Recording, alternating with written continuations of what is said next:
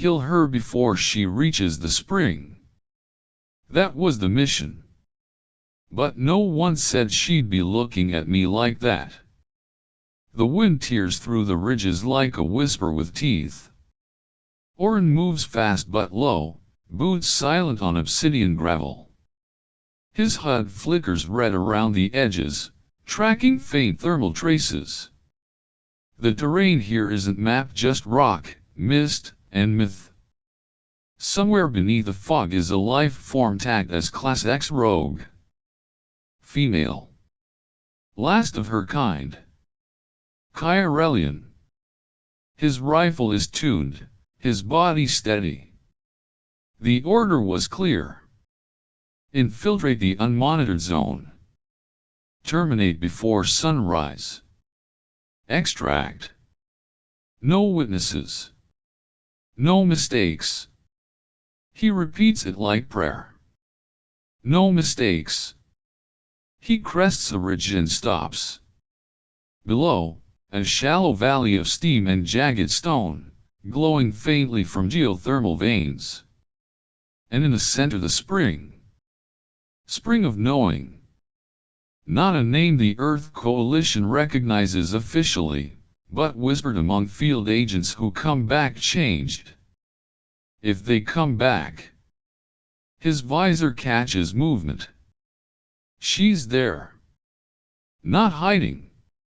Not running. She stands knee-deep in the glowing water, her body wrapped in a red cloth that clings wet to her frame. Long black hair drapes across one shoulder. She's looking at him.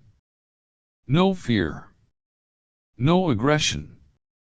Just recognition. He narrows his eyes. This doesn't make sense. Chiralians are manipulators. Parasites. They draw out your memories, twist them, use your grief against you. That's what the training says. But she hasn't moved. No shield. No sonic pulse. No illusion. She just stares. Auren lowers his scope, breath hitching despite himself. The spring glows brighter behind her.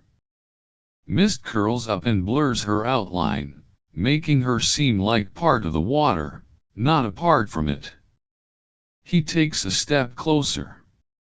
The rifle remains raised, his finger never leaving the trigger guard.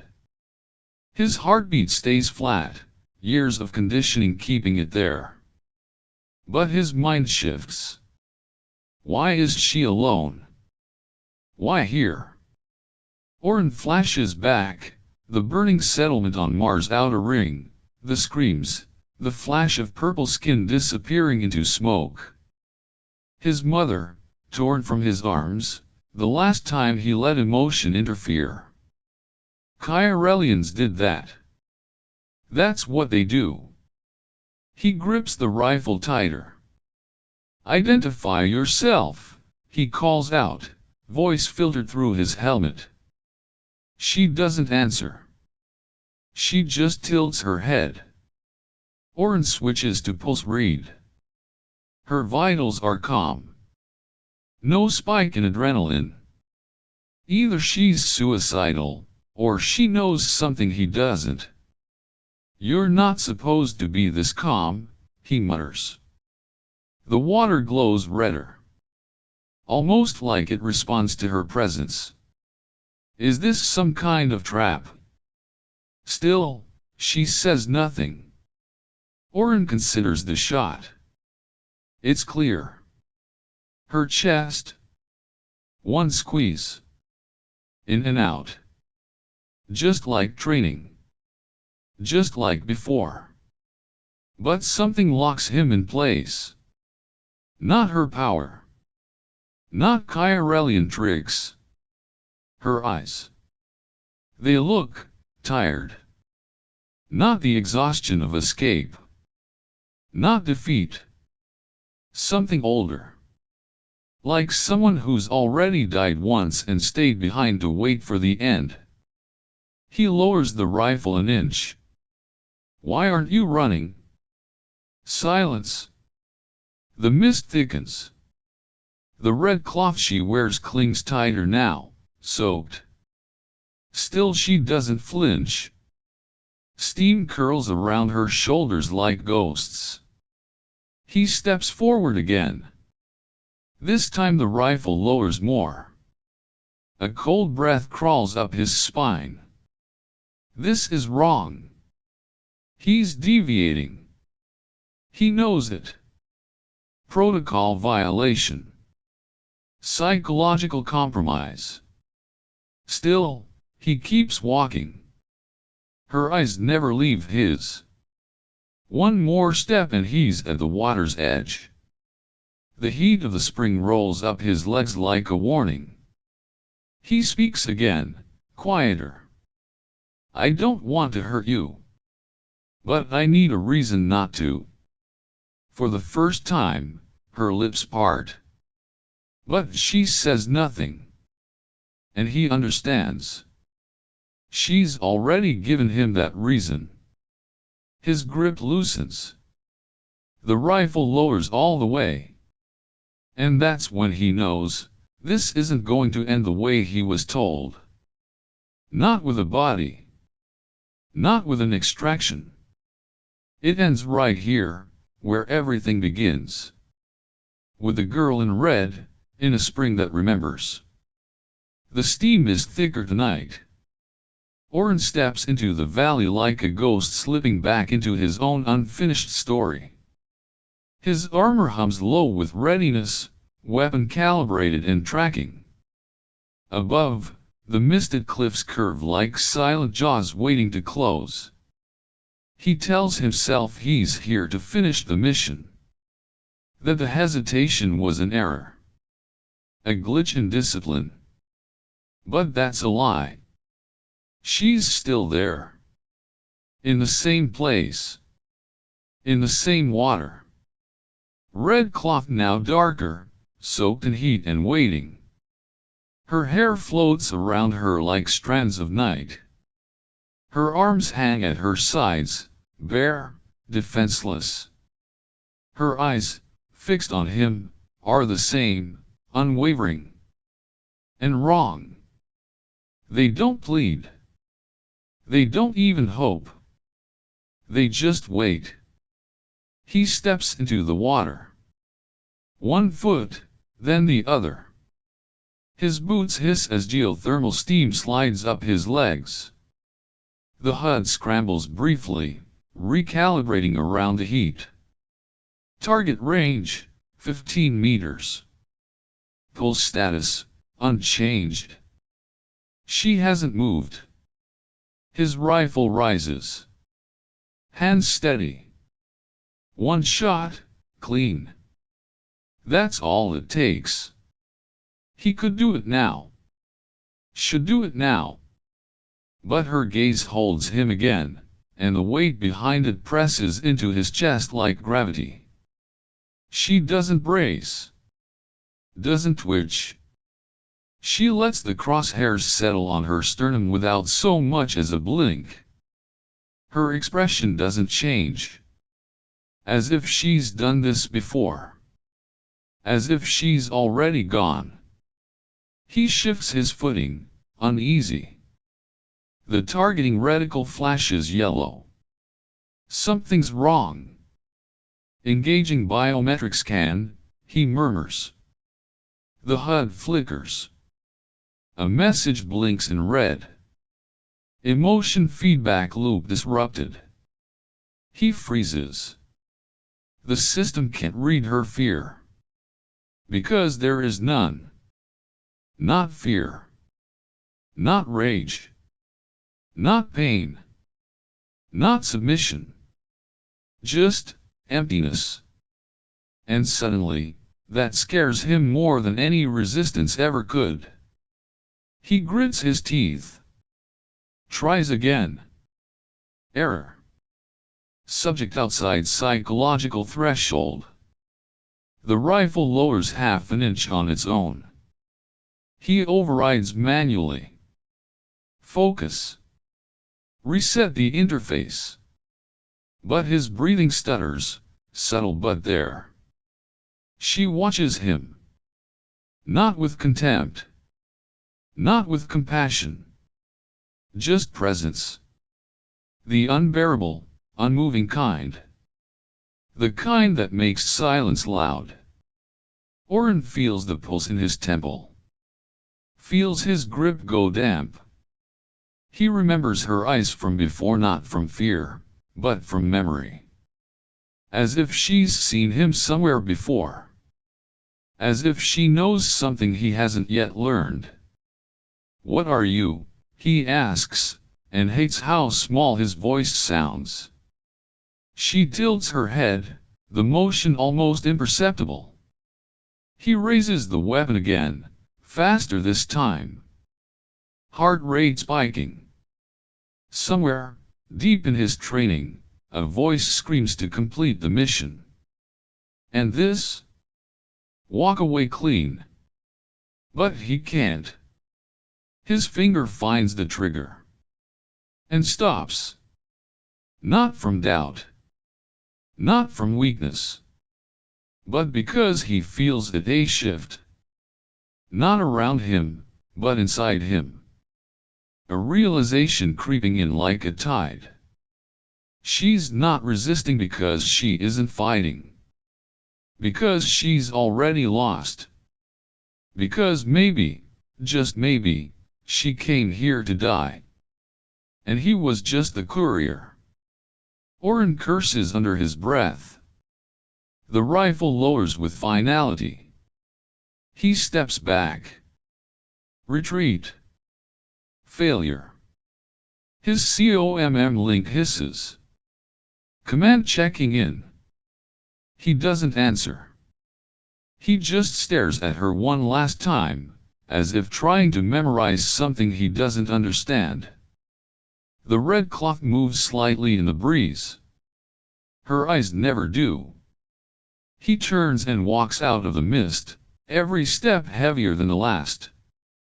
Back over jagged stone. Back into the cold. Back into himself. But her eyes follow him, even behind closed lids. Even in sleep. Eyes that don't beg. Eyes that accuse without anger. Eyes that ask one quiet question: what kind of man walks away from someone who doesn't even try to stop him? And the answer, he fears, is him. Night presses heavier than before, like the world itself is holding its breath. Auren returns without his weapon. Without his armor. Just the thin black layer beneath, clinging cold to his skin, soaked in questions. The mist doesn't part for him. It never did. But this time, he doesn't ask it to. She is still there. He wonders if she ever left. Wonders if she exists beyond this spring, beyond this night. Her form floats still and spectral, the red fabric trailing in slow, aimless spirals beneath the surface. Steam curls around her like memory. She doesn't react when he steps closer, only lifts her chin ever so slightly, enough to acknowledge, never enough to invite. He kneels across from her. Stones beneath his knees, wet and uneven. No words. No demands. Only breath and heartbeat and the electric pull of unsaid things. She watches him. He watches her. He tries to remember the last time he was this close to someone without a barrier, physical or emotional. No HUD, no objective, no protocol. Just skin. Just silence. Her hand moves first. Not a threat, not even a reach. She lifts it like mist might resist her and places her fingertips lightly on his forehead. He doesn't flinch. He tells himself it's out of control, that he's allowing this to understand her weakness. But he knows. Deep down. This is something else. Contact. There is no pain. No shock. Just a sensation like a window opening. Something pours through warm, fast, uncontrolled. Not her thoughts. Her memories. A child's scream in a violet dusk.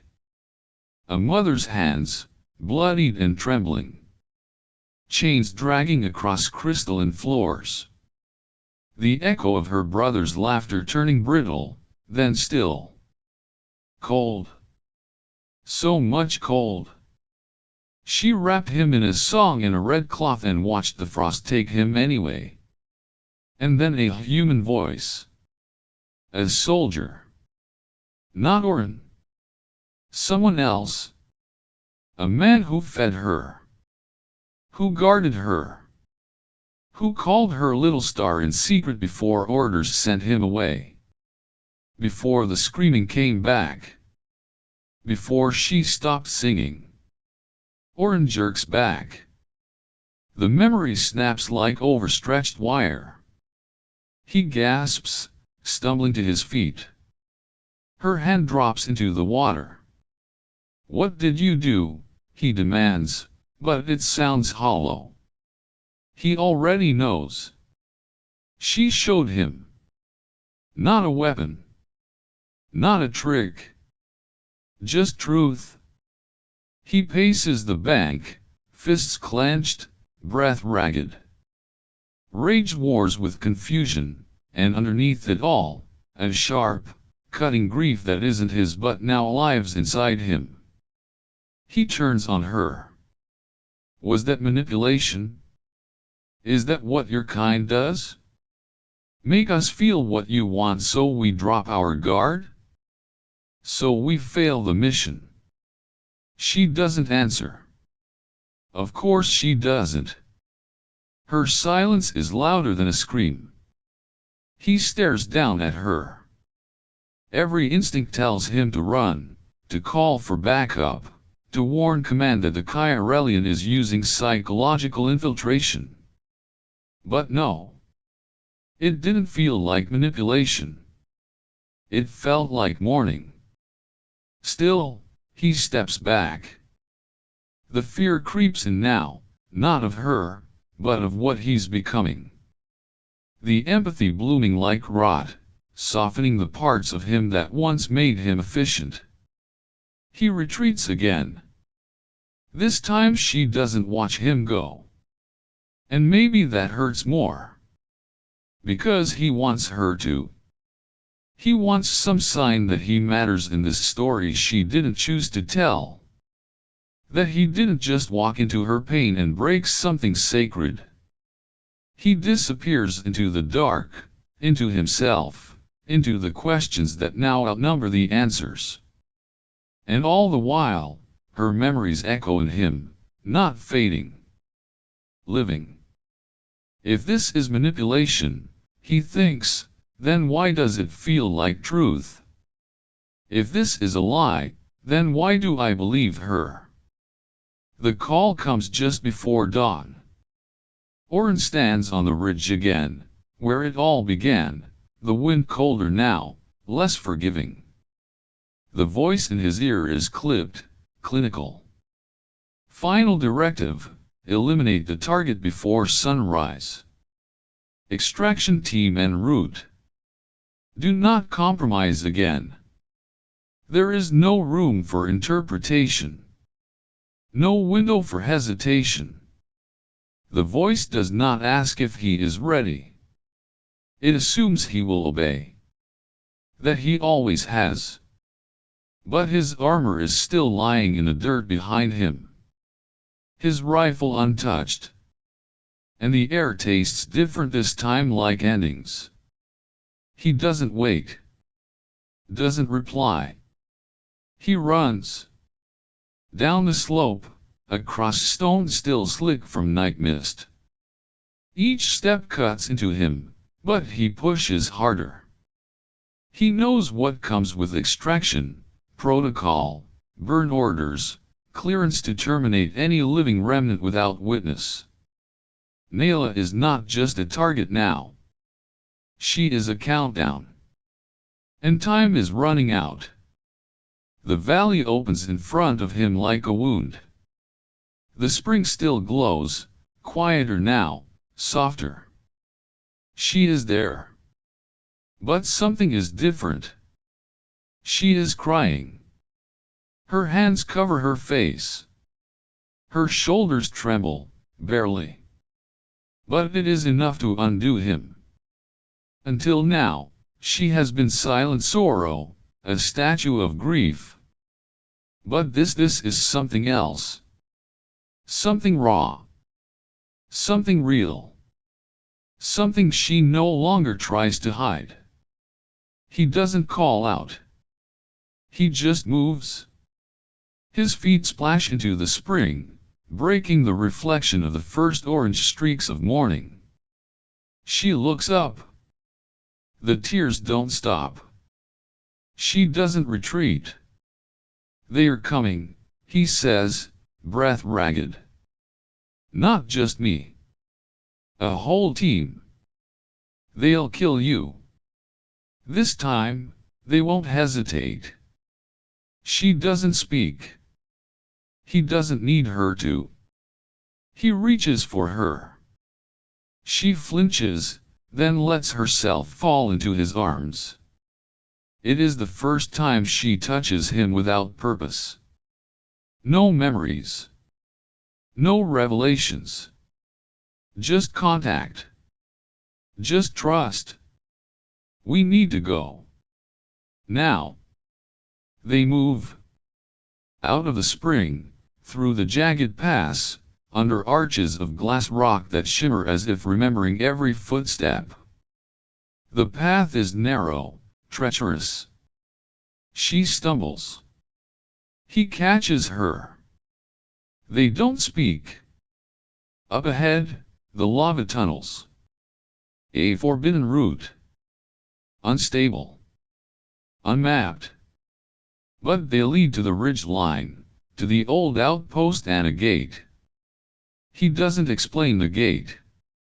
Just pulls her forward. Then the sounds come. Boots. 3. 4. More. Voices bark commands. They've landed. Auren turns, pushes her ahead. Run. Don't look back. She hesitates. Go. She runs. He turns to face the first soldier rounding the bend. Recognition flashes. The man raises his rifle. Too slow. Auren tackles him into the rock wall, slamming an elbow into his neck, another into the gut. The man crumples. 2 more. Shots fire.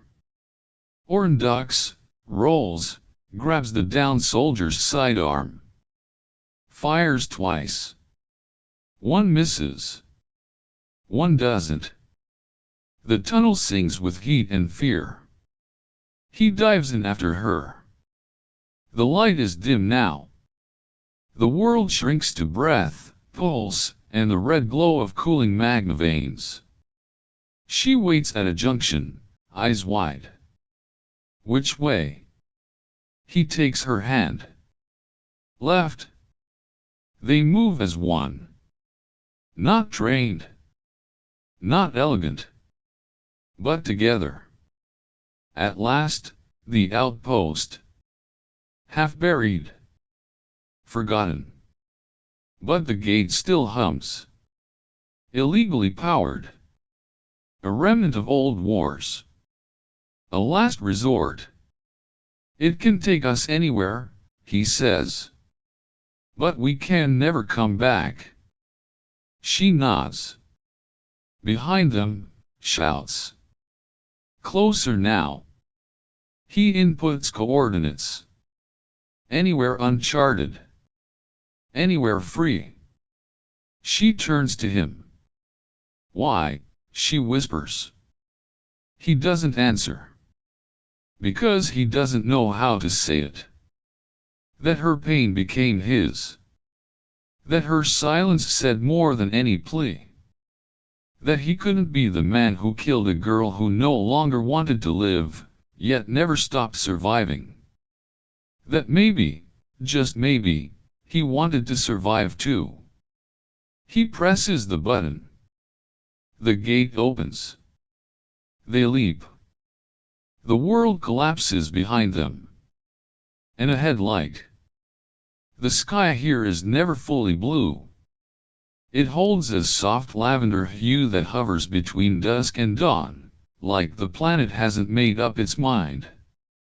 The sun rises slowly, casting long gold slivers across the hills, and in the distance, water glows through layers of mist.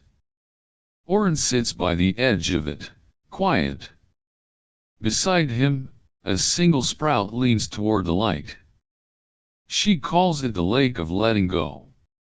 It was just a crater when they found it. Forgotten. Shallow. Lined with minerals that shimmered but served no military purpose. The perfect kind of place to disappear in. Naela tends to it every morning. She wades into the mist barefoot, robes rolled to her knees, her hands buried in strange soil that somehow welcomes her. She doesn't speak while she works. She never has much. But he knows what it means when she hums. She only hums when something feels safe. They live in a broken shuttle retrofitted with solar panels and peace. There are no walls between them anymore. No roles. No weapons. He's not a soldier. She's not a target. No one calls for them here. Some days, he forgets what his voice sounded like through a COMM link. Others, he remembers it too clearly. The red fabric still hangs beside the doorway. Faded now. Frayed at the edges. She could have thrown it away, started fresh. But she didn't. She wears it on colder nights, curled beside the fire, a reminder of something endured, not lost. He never asked what it meant. He never had to. Auren spends most days gathering, building, learning the patterns of this quiet world. He likes the way the soil smells when it's just been turned. He likes the sound of her footfalls before she enters the room. He likes not needing to understand everything to feel at home. Naela planted the first seed 2 weeks after they arrived. Just one. Something fragile and blue that shivers in the wind. It still hasn't bloomed. But she smiles at it anyway, as if blooming isn't the point. One morning, she brings him a second sprout in her hands. Small, stubborn. She presses it into his palm without words. He plants it beside hers. They don't talk about the past. What would be the point? There is no redemption to chase. No war to win. No audience to explain it all to. There is just air. Water. And the way her fingers brush his when they reach for the same root. Sometimes, at night, he wakes up from dreams that don't scare him anymore. Just shadows. Echoes of who he was. And he finds her already awake, sitting by the door, eyes on the stars. Not watching for danger. Just remembering. They don't need each other to be whole. But they choose to stay close anyway. The lake is bigger now. The water clearer. The silence softer. They call it home. There are no flags here. No borders. No mission reports. No names whispered through headsets. Only mornings when the red cloth catches the wind just right, and it looks almost like fire. Almost like something alive. And in that flicker, for just a moment, he remembers what it meant to be someone else. And lets it go.